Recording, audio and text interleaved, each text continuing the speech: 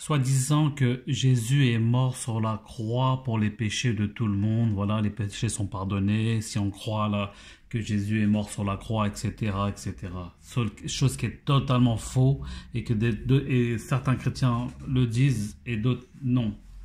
Maintenant, moi, personnellement, je vais vous prouver bibliquement, je vous dis bien bibliquement, que tout est faux. Que Jésus n'a pas voulu tout ça et que c'est en fait c'est satanique pour moi. Je vais vous montrer ça bibliquement. On va commencer par Matthieu 26, versets 21 à 25. Pendant qu'il mangeait, il dit, je vous le dis, en vérité, l'un de vous me trahira.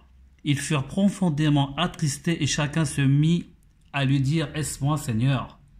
Il répondit, celui qui a mis la main dans le plat avec moi, c'est celui qui me trahira. Le Fils de l'homme s'en va, conformément à ce qu'il est écrit à son sujet, mais malheur, malheur à l'homme par qui le Fils de l'homme est trahi. Mieux vaudrait pour cet homme qui ne soit pas né. Judas, celui qui le trahissait, prit la parole et dit, est-ce moi, maître? Jésus lui répondit, Jésus répondit, tu le dis, tu le dis.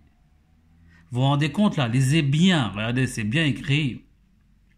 Malheur à l'homme par qui le Fils de l'homme est trahi. Mieux vaudrait pour cet homme qu'il ne soit pas né. Pourquoi il n'a pas dit mieux vaut pour cet homme qu'il soit béni et qu'il soit sauvé ou autre?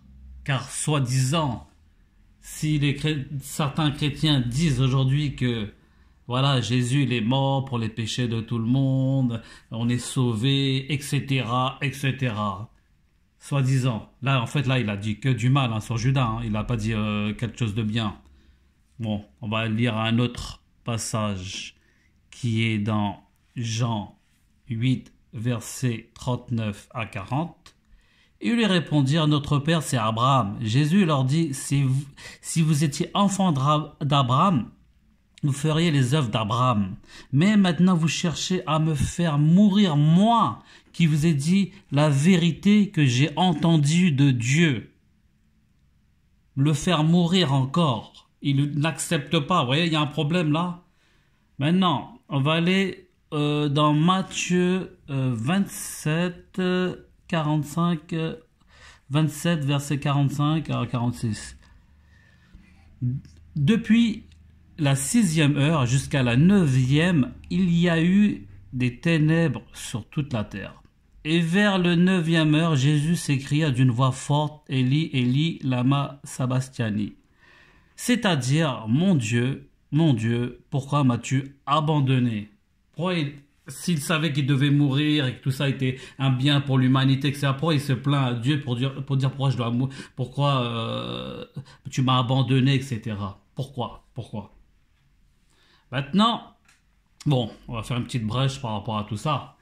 Une petite conclusion, on va dire. Une conclusion, qu'est-ce que je veux dire? Voilà. Maintenant, bon, on va dire que, soi-disant, on se met dans la tête du chrétien qui dit que Jésus est mort pour tous les péchés du monde, etc., etc., que, voilà, et qu'on est sauvé par rapport à ça. On n'a plus, comme soi-disant, on n'a plus de péché et tout, on est sauvé parce qu'on croit en Jésus, pour la croix, etc. Ok. Bon, on va aller de ce sens-là.